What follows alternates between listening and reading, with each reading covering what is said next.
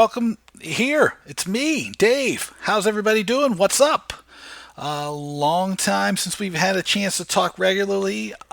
If it's anything like me, the coronavirus has thrown me for a loop. I mean, not just business wise, really, but I've discovered that I am a completely inadequate fourth grade teacher. Now my son made it to fifth grade. No thanks to his dad, I have to say. But how's everybody doing? What are you up to? Let me know how everybody's doing. I feel a little bit neglectful because I haven't been here as regularly as I should have been. But I want to hear from you. I want to know what you're dealing with right now. So send me an email. It's dave@davewakeman.com. I set up early on a Slack channel called Talking Tickets, where people who are in the entertainment industry can connect with us or and chat. There's people from I think 12 time zones the last time I looked. It's a great thing. If you email me, Dave Wakeman, I will send you the link or get the Talking Tickets newsletter, which you can get by visiting my website, and there's a tab for the Talking Tickets website. Over the next couple days, I'm going to start putting out a bunch of content that has been in the pipeline. I have a podcast that I recorded, I believe it was the day that Donald Trump gave his speech from the Oval Office, letting America know about the coronavirus and the pandemic, with Phil Hansen from Hewitt. And since the pandemic and since the recording, Hewitt's done great work working with shopping supermarkets to help smooth out some of the demand around the pandemic. They've done a bunch of interesting stuff, but Phil and I had a really great conversation that I kind of held because I didn't know what was going to be happening, what was going on. But seeing the work that they've done during the pandemic, I think it might be still an interesting conversation, still something that's useful. Right now, I'm still working with Booking Protect, and we are doing something new. We have been kind of struggling back and forth about what to do that would create value for everybody. That wouldn't just jump on board like on, well, here's how you work from home. Here's how you do this, or here's how you do that. And what we're looking at now as a way to help people moving in a positive direction is we're thinking through a couple things, and we want your help. We are looking to understand how people have evolved and how they manage their remote work and their work from home situation. Being that a lot of people here are in live entertainment, if not all of you are, it's interesting because most of the time you had to be on site for a lot of stuff. And so now this new work from home environment is, what has it meant to how you work? How has it improved it? How has it taken away from what you do? So we want to know some of this. We also want to understand, some of the lessons you've learned and what you'll take forward. Because I think that as awful as this past few months has been for everybody, hopefully there's going to be some lessons that we've all been able to gain and learn, and that it'll help us do our jobs better on the other side, or it'll help us change our perspective on how we do things.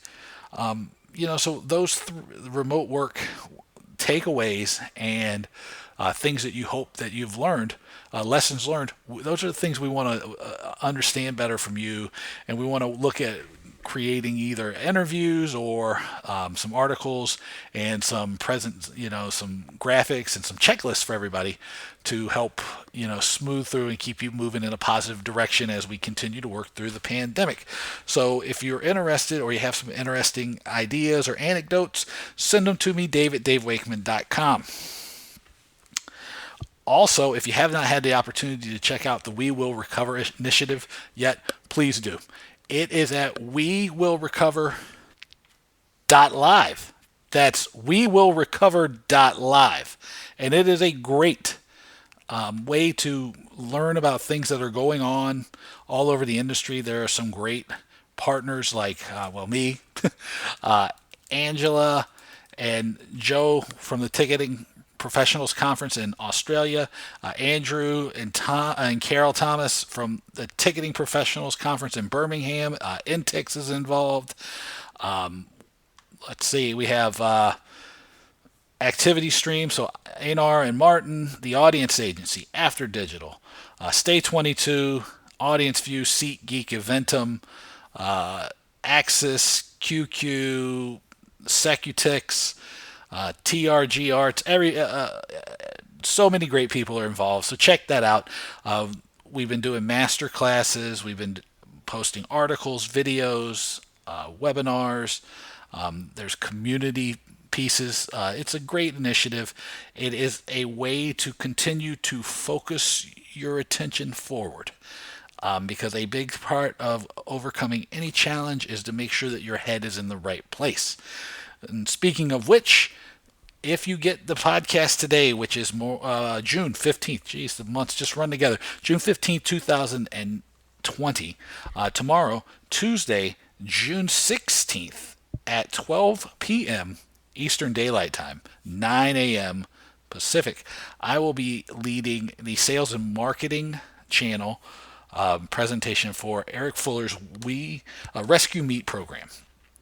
And what I'm going to talk about tomorrow is Eric and I had a conversation. He wanted to try and bring a little bit of the sales and marketing workshop type environment that I do with a lot of clients and give it to the people on this webinar in a kind of condensed form and deliver virtually.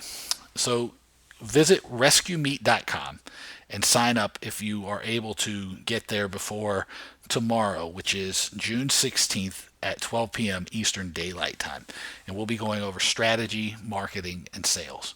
And probably, knowing me, touching a little bit on revenue. And so hopefully that will be the first of many. And actually today, the podcast episode that you will be downloading will be the original full-length audio that I recorded for Eric's first Rescue Meet event, where we talk about trends and ideas and all kinds of things that come out of the pandemic and the financial crisis and how the live entertainment business can think about things going forward. So we touch on a bunch of different things. So I think we touch on opportunity, we touch on strategy, marketing, revenue, sales, the secondary market, the primary market. Eric was kind enough to give me the entire audio file, and so I think it's a good conversation. I wanted to share it with you. It's really, really awesome. So hopefully you'll dig this thing, and I'm going to do my best to get back on doing some podcasts. One thing I'm going to do is because, the business of fun, as it would be, is a little bit uncertain right now. So what I'm going to try to do is maybe bring in a few more people who are strategy and marketing folks and management folks, salespeople who have a broader point of view, who maybe aren't just tied to the industry of sports or concerts or theater, to give us a little bit more of a broad perspective, to get so we hear different voices and so we get some different points of view. But for today, you are going to get me on the other end of the microphone being interviewed by Eric Fuller. So I hope you enjoy it. We're with my friend Dave Wakeman, who you may know from his newsletter Talking Tickets or from his podcast circulated well throughout the industry, The Business of Fun. Dave and I have had, I think, 5 conversations on the podcast, and every time he and I have spoken, I learned something from him. I think that Dave is a really interesting guy in the way that he approaches the issues related to our industry, and that's why I've brought him in to talk to us today. So first of all, Dave, thanks for coming out to Rescue Meet and welcome. Well, thank you for having me.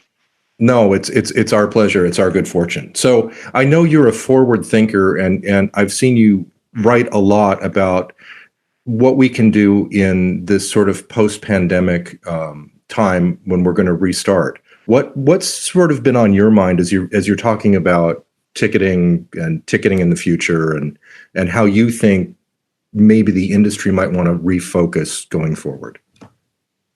Well, I think being forward thinking has been very important to me. And I think the first thing that I would want to share with anybody who's here today, listening to us talk, is that change is constant. And the most important thing that we all need to recognize right now, probably, and it's maybe more important now than ever before, is that change is a constant thing. And that, the most important thing about understanding change in the context of a pandemic that has also brought on a financial crisis, is that we really need to make sure that we're focusing on the right things, making the right adjustments, and not being twitchy or running off in any kind of crazy, half-hearted or half-thought-out direction. Because due to the nature of the crisis that the industry is dealing with, we do have an opportunity to rectify and resolve some issues that probably were thorns in many of our sides, that were probably limiting the success of many of our businesses, and that are going to set us up for being successful going forward. So we're talking to a room today that has representatives from all the major sports, all the major primary ticket markets. And so this is really a sophisticated crew that's got to figure out how to get people back into not only stadiums, but clubs and arenas. And we're talking everything from really, the subscription model, MLB, NFL kind of ticketing, to the, hand-fought combat one by one of bringing folks into a local rock and roll show. So Right. how do you sort of reset the meter given all the variables in those disparate types of ticketing? Well, I think to expand on this idea of change, the biggest thing that's going to change coming out of a crisis that we're dealing with now is that some of the trends that we were dealing with just in general that maybe we were able to push back on or ignore a little bit are likely to become much more prominent and need much more of our attention. So you brought up, some of the bigger things like subscriptions and then small ticket things. A couple of the trends that I've been looking at and thinking about and highlighting, though, that I think are going to become even more important to pay attention to going forward include things like consumer spending power. So I don't have the exact data in front of me, but for 40 years, the average consumer hasn't gotten a raise. Things have gone up, but our customers' ability to pay for them has not. That's going to continue to be a problem. It's going to be something we're going to have to address. The business model for a lot of sports and ticket companies has been failing for years because we've seen it through the lack of real attendance in sports, right? College athletics struggling to get people in. I believe some data someone shared with me was 53% or 47% of tickets go unsold for concerts each year. So half the tickets aren't getting sold. This begs the question of what does that business model look like, right? Because if it was already struggling, why are we going to prop up something that wasn't working to begin with? So things like these are ones that are really, really important to people. And I think it's really incumbent that we pay attention to these underlying trends and themes because they're going to be really determining the success or failure going forward. Now, you come to this world with some experience. If I remember our previous conversations, you were with American Express in the day. So Right. You've seen ticketing from that level of consumer activity all the way through. I think it all runs together, but I think you've been down to Australia with some teams, and you've been in the UK with some teams. You might have even been in Boston, where I've heard they have baseball. I mean, Give me an idea of, because for the people that don't know you, give us an idea of the breadth of where you interact with people, so that they can measure the quality of the information, for one of a. Oh, sure. Of course. You need a certain amount of validation of your opinion. So I started out my career opening nightclubs all over the country. So Fort Lauderdale, Houston, St. Louis, Chicago, and we put on big events. I believe we had John Cicada, PM Dawn. So a lot of really big dance parties, and we would sell tickets there. And that's sort of how I got involved in the industry. From there, I got involved with sports. So with Miami Dolphins, the Seattle Seahawks, the Seattle Supersonics. And then over the years, I actually helped the American Express Centurion card figure out a global distribution chain for their tickets program for their card members, which was one of a thorny issue, and it helped them differentiate themselves from other corporate concierge and high-end concierge programs.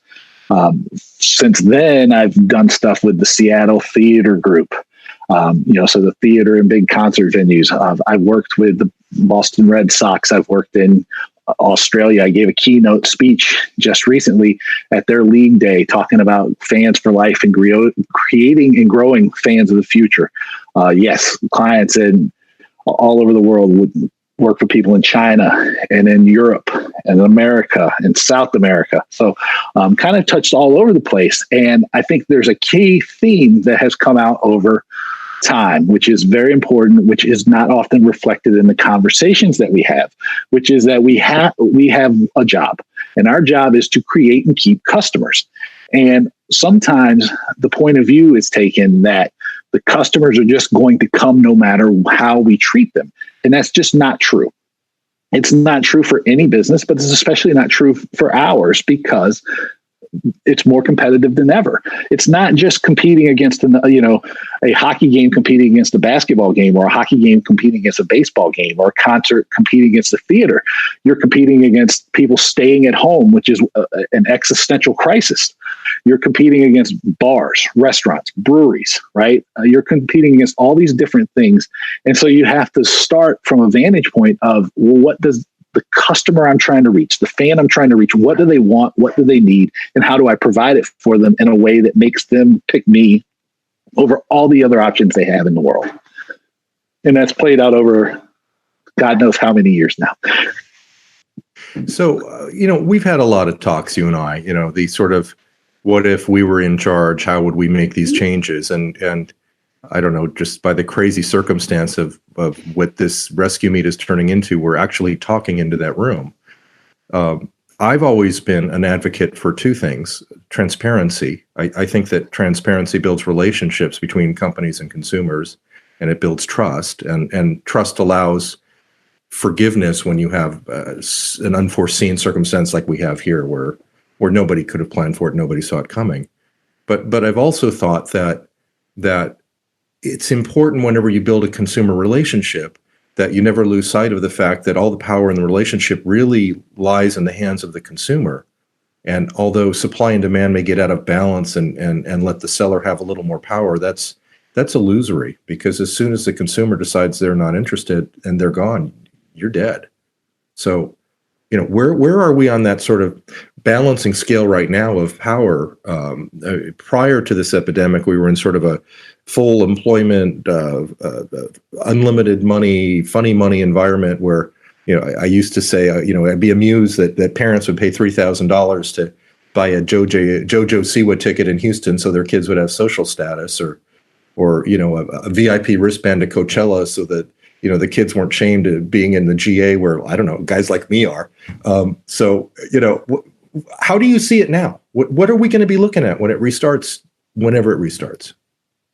Well, I think if you go back to those trends I was talking about before, where we thought that you said funny money environment, and we thought that, hey, everything's going great because we could see revenues increasing, right?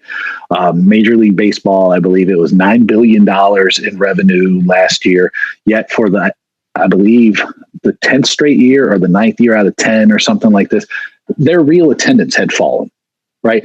So I think we have felt like we had more power in the relationship than we did. And much of this revenue and much of the gains in the industry have been artificial in nature, right? It's been someone willing, a smaller group of people willing to pay more for a declining asset. And so in tickets, right, customers are getting squeezed out, or money is being invested by the secondary market through speculation or consolidation or secondary market partnerships. And those are creating this false sense of security, because sure, it's revenue on the books, but less and less people are actually going through the turnstiles. Less and less people are actually taking in a game or a concert or a theater performance. But the revenues look great. The revenues are gangbusters. So I think that for a long time, we've been measuring the wrong things. We've been asking the wrong questions, and those have led us to a false sense of security. But if you look at the reality, right? Less people are going to games. Less people are going to concerts. Less people are going through the turnstile of these things. And that hurts and impacts us in food and beverage, right? Merchandise, all the parking, any ancillary benefit. And so I think that likely the consumer is going to come out of this in an even stronger position than they were before. The challenge that many of us are going to find ourselves facing is whether or not we're going to recognize that. Are we going to ask ourselves the correct questions, which is, if I'm successful, what will success look like? And if it's just like squeezing a little bit more money out of declining, revenue streams and the same sources, you may be able to get another year or so out of this. I don't know, though, because I don't know the depths of the financial crisis. I don't know how long businesses are going to be down. So I think that really the scales have tipped even more to the customer. It's just that I believe that we are going to have to recognize how much strength the customer has, just because of the nature of A, they have the money, and B, we're not the only people asking for it. Well, you're touching on one of the core themes that I've organized this discussion around today, and that is that in order to answer a question, in order to find the answer to a question, you have to first find the question. Right. And you have to be thoughtful, because it's easy to answer the wrong question, or it's easy to formulate the easy question, and it never solves the problem. I mean, right. And the easy example I want to use here, let's just talk about baseball for a minute. You and I have had a number of talks about, what's going on as the stadiums slowly empty out and baseball becomes more dependent on television revenue. Baseball was always the game that people went to first. I remember, I'm going to change the number again because I can never get it straight. I think it was 1640 when I went to the first baseball game with my grandfather. I think they were just basically hitting a cow pie with a log off of a tree. But in any event, I've never forgotten that, because I went to Anaheim Stadium and the Angels were going to play, and I took a glove because I was going to catch a ball, and because he was old school, my grandfather had the actual sheet where he kept score meticulously on everything from errors to which player did what, and that was something. I mean, it wasn't just a nothing event. It was a significant event. I mean, I'm 59 years old. I still remember it. It's a long time ago. And so I think that instills fandom, that instills the desire to go back and to be part of it. But the other thing that was important, that was probably my first experience in being in a full stadium, where if the ball went over the fence, everybody stood up and jumped up and down and was just exhilarated. But yes. I don't know, how do you get that if there's 4 empty rows on either side of you? Are you even going to look up from your phone if somebody hits a grand slam dinger? I mean, I think the question as to, at least on the sports model side, is if you're going to ask people to come, what are you offering them? Right. Mm-hmm. Oh, that's absolutely true. And so you said the first thing was about questions, and that's very important. It's a challenge that all of us deal with, is the need to make sure that we continue to push at the assumptions that we're making, right? It becomes very easy for us to get comfortable doing things the way we've always done them before, because no one likes to change, right? It's very uncomfortable for all of us. The fact that I spend a great deal of my time talking about change and encouraging change is unique. And I think it's mainly because, again, it's just sort of the nature of how I grew up, how I came up through business, right? Is one where we were working in a market for 12 to 18 months. We'd build a market, we'd establish it, we move on. So change was just a constant part of my life at the beginning. But people they don't like change, right? Nobody does. Even people who become comfortable with it, like myself, we still are like going, if I don't need to change, I won't. And so challenging ourselves to change the assumptions that our business are made on, to make sure that we're still answering the right question, that we're still solving for the right equation. It's a very big a challenge. And then you talk about Major League Baseball, and there's a guy, I know there's a lot of people here from California, so the name I'm going to use is going to be very familiar to a lot of you. And it's somebody I've had the fortune to know over the last couple of years, a guy called Tom Likas, who was on PM Drive Time in LA. And he was telling the story recently on Facebook, because I'm like a Facebook friend of Tom's, which is pretty funny because I was like, I don't know how this happened. But Tom was talking about the first baseball game that he went to. And it was still when the era of black and white TV, and you come up over the concourse and onto the steps and you'd see that green. And I think that even for people like me who had color TV their whole lives, that first time I saw the baseball diamond and that green expanse of field, and you'd hear that special sound when the ball hit the bat, or the way the glove and ball met and they smacked, it's like so powerful. And if we aren't careful, that feeling, that sense, that story around that is lost. And I think the big thing that you're talking about when you're asking about questions and you explain the model of sports, or you're thinking through these things, you're talking about a marketing thing.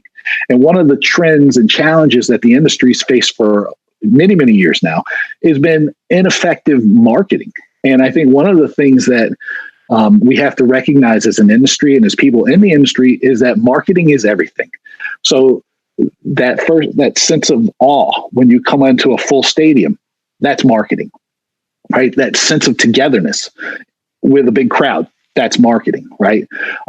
The anticipation before, I'll use in my example, anytime I go to see Pearl Jam or Bob Dylan or the Foo Fighters, when you know they're coming on and you know they're getting ready to come on, but you don't know exactly when, even though you know what time they're supposed to come on stage, that's marketing, right? And the beer on tap and the getting into the stadium, getting out of the stadium, getting into the arena, right? The ticket buying process. Everything about this is marketing, and it tells a story. And when we're asking these questions, we're making sure we're focusing on the right things. We have to think about it in the context of marketing, and that every decision we make is a marketing decision that is incumbent to show people that we care about them and that we want them to come, and that we want them to come not just once, but we want them to come regularly, because the whole industry is built on the idea that we need people not just come once a year because it's a special occasion. We want people to be out a lot, right? That was like the first most important thing I learned about from nightclubs, was that if I can everybody can fill your nightclub on a Saturday night, can you get people out more than once a week, right? And that's the same thing we're doing. If you're a baseball team, you have 81 games a year you need to fill. A football game, you have 8 home games, right? Basketball's 41, like all these things. Concerts, if you're playing multiple nights, you need to sell out. You can't just have a one and done, a Hail Mary approach. And I think that's getting lost. And that's part of the story, that's part of the marketing, and that's part of the assumptions that we're making and that are failing us. Well, you know what? I agree with you. And my daughter is pretty smart. And she said something that the other day that I just can't get out of my head. She said, "You'll forget what somebody said, but you'll never forget how they made you feel." And I think that's really the core of marketing. And I'll tell you just a very quick story from my own past. There was a time in my life when I was, actually most of my life, when I was traveling all the time. And one time I went to San Francisco, and I stayed on Union Square at the Westin St. Francis, which is an old school storied hotel. And I had a rental car, and I pulled in underneath to the valet, and I got out of the car and I handed him my keys, and the guy looked at me square in the eyes and he said, "Welcome home, sir." And I stayed at that hotel for years after that, just because just the way that made me feel. It was free to them. It took them 5 seconds, but it hit me correctly. It hit me in a place where it gave you the attachment of feeling you were special. I don't need 100 emails from the CEO with a coupon attached to it. When I walk in the door, enhance the experience. And so I think that's really in part what we're discussing. There's one other thing that I think you and I should talk about just for a minute before we run out of time. And that is, in this room, we have 2 different distinct kinds of models. We have ticketed events that lend themselves to, I'll call it a subscription model, whether that's a subscription model for all the plays that are coming through the local town, or whether it's the season for the sport, versus the companies that sell concerts or something like that, where there's a concert every other night, but they're selling you tickets to the one show you want to see, and the customer acquisition cost is much, much higher because of that.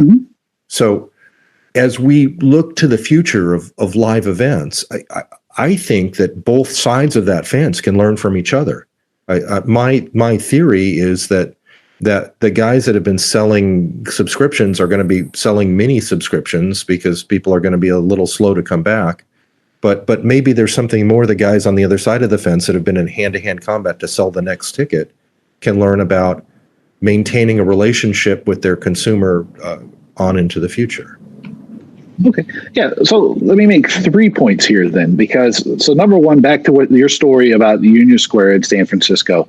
I don't know if Maureen's here with us today, but Maureen Anderson, she has given a talk pretty regularly, and her key takeaway, I think, is very valid and very valuable to everybody that I encounter inside of events and outside of events. Is that we need to become inclined to try to figure out how to say yes and to stop saying no so often. And I believe that's exactly the emotion that you were generating with your story. And I have a very similar story. I remember my 40th birthday when I went to LA, and I stayed at the Four Seasons in Hollywood, in Beverly Hills. And they upgraded me to the room with a view of the Hollywood sign, and they sent me the most amazing cake, right? And they didn't have to because I'd never stayed at that property before. But I stay at the one in Miami on Brickell regularly, and they've often said they want that to be my home when I'm in Miami. And they act on that all the time. And I think that's something all of us can do because that's customer service. And we need more of it, right? And when we're talking about an experience economy, we have the most amazing content in the world and the most amazing ability to create these one-of-a-kind experiences that, just looking at the data, people are willing to spend their money on. They want to give us their money. We just have to be smart enough not to be stupid and get out of their way, right? Let them give us their money. Number two, when you're talking about subscriptions and seasons versus people who are selling individual tickets, it's absolutely important that we all learn from each other, because it's likely that these subscriptions and these season passes are going to change. But the same way that there's going to be opportunity for people who are selling individual tickets to bundle. I have a friend in Australia, a woman called Angela Higgins, and she takes all the big Broadway musical tours across Australia. And she had made a real habit out of this over the last few years of taking events and people who didn't necessarily have a relationship or weren't necessarily naturally aligned, and creating packages that would allow them to maximize their ability to sell. It would cut down on their customer acquisition cost, and it would generate a more satisfied customer. So that example is already on display if we're looking in the right places. And so, yes, we absolutely need to learn from each other, share best practices, and lovingly steal what works for us. But the third point is don't limit yourself to just things that work in concerts and events and sports. Look at the world around us, right? You use the hotel example. I often say, look to the world of, software as a service, or look to professional services, or look wherever, right? And if you see something that works, we have to be more willing and more able to take ideas wherever they come from and apply them to our situation, because that unfortunately doesn't happen nearly enough. We become wed to the way things are done in this industry when somebody else is killing it, with their email marketing campaign, or with their subscription model, or with their customer service levels, or, with the way they redefine their experience, all these different things. Ideas, we should be stealing them from everywhere, and that may be the most important key to being successful going forward, is to expand the number and ways that you're generating ideas. It's asking the right questions, but then not limiting where your answers come from. Oh, Mr. Dave Wakeman, every time I talk with you, I come away a little bit smarter and a little bit less afeared that I'm going to be stupid. I really, really appreciate your time today. And, well, thank you so much for including me in this. This is, I hopefully everybody that's here is going to learn something from you. There's going to be something great that they're going to be able to engage with you on. And I'm excited for whatever the future is going to be. I know it's going to be tough for a little bit of time, but people have been going to events for thousands of years. And so to think that people aren't going to go back to events is ridiculous. I want to thank Eric Fuller and his team at Rescue Meat for giving me the audio to share with you today. If you liked what I was doing, send me an email. Let me know what you thought. It's dave@davewakeman.com. Visit my website, davewakeman.com. Find out what I'm up to. If you get a chance and you download this episode today on June 15th, remember June 16th, I will be leading the 12 p.m. Eastern Daylight Time Rescue Meat session on sales and marketing. So visit www.rescuemeat.com to sign up. We are going to be talking about a lot of things around strategy. It's going to be sort of a virtual version of a workshop, which I have done more and more of over the last year or two. And it's something that I learn a lot from, people who get a really great experience from. Hopefully it'll give you some action items and some ideas that'll help you continue to push forward and stay positive as we work to find a way to get live events back running again. Hopefully sooner rather than later. Make sure you connect with me on the social media. You can follow me on Twitter. I'm at David Wakeman there. You can connect with me on the LinkedIn. If you don't already get talking tickets, you should. It's awesome. It is 5 top stories from the week with a little bit of analysis about why they're important and how to take advantage of them. It has been one of the nicest and coolest things I've done. The open rate on the thing is phenomenal. It gets open somewhere between 50 and 60% of the time. Folks click through the links. People are like, "Well, this thing is amazing. I don't know how you do it." I'm always so grateful that people like it that much. So you can get that by either emailing me, dave@davewakeman.com, with the talking tickets. In the subject line, just ask me to add you, or you can sign up on my website. There is a tab there that says Get the Talking Tickets newsletter. That's davewakeman.com. As I mentioned at the start, make sure you check out what I'm working on with Booking Protect. We are looking to help people understand some of the lessons that we've learned from the work from home environment during the pandemic. What are some of the things you're going to take forward with you and integrate into your working life coming out of this thing? And some examples of how you've been successful or how the work from home experiment has changed the way you've thought about your job or how you do your job. Maybe you just hate it. But we want to get a better understanding of how people are dealing with this thing, how people are coping. So send me an email, dave@davewakeman.com. I have some questions. We have some different things that we're looking to do. Also, if you get a chance, check out the We Will Recover initiative. It is something that me and a whole bunch of really, really smart people are partnering with ActivityStream. This is the brainchild of Martin and Einar. They put this thing together. It's great. They brought together 15 or 20 organizations from around the world to help focus on master classes, webinars, content around recovery.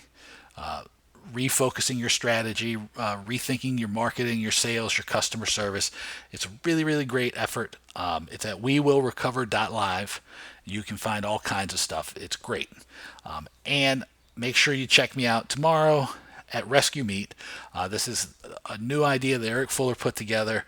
He pulled together this really interesting conversation with people from all over the industry, and he has breakout sessions that he's planning to do regularly.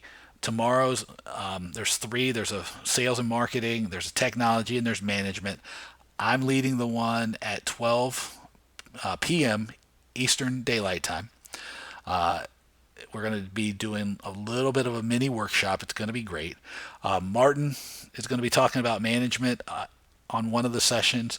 There's a really great technology conversation coming up as well. So check out the Rescue Meat's website. Sign up for one or all 3 or 2 or 3, all of them if you want to, of the different tracks. It's going to be, I think, some interesting things you're going to learn, and you're going to hear some voices that maybe you don't always get a chance to hear from, or you're going to hear them in a different context. And I think right now, collecting ideas and coming up with new angles and new approaches for how we're going to deal with things is pretty, pretty important. And as always, I want to thank you for being a listener. Like I said at the start, let me know how you're doing. send me an email, dave@davewakeman.com. Just give me a heads up. Say, oh man, this has been terrible. This has been a struggle. I'm holding it together, whatever it is. I'm here for you. I want to make sure everybody's good. Without all of you, I would not be able to do this thing. I wouldn't be able to have done a lot of the things I've done. So I just want you to check in and let me know how you're doing. If you need somebody to talk to, I'm here for you. Just let me know. And we'll get back to doing some podcasts, and hopefully we'll get some traction on opening some shows, and we'll all of a sudden be back to life where we can run around and have a beer together or something. All right, so until next time, take it easy.